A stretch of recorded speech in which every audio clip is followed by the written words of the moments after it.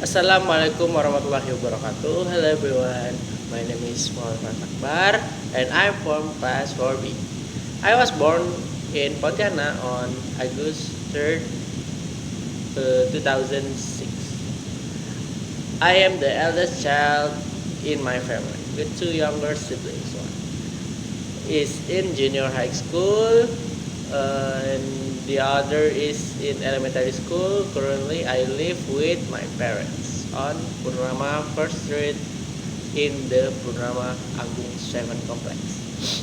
My hobby is listening to music. I really enjoy pop songs. For example, Monochrome by Toulouse.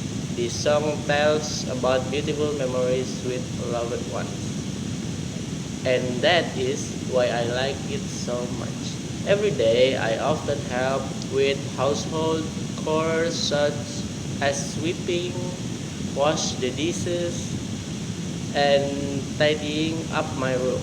I usually do these activities while listening to music because it makes everything feels more fun and enjoyable.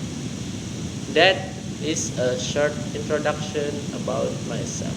Thank you. Wassalamualaikum warahmatullahi wabarakatuh.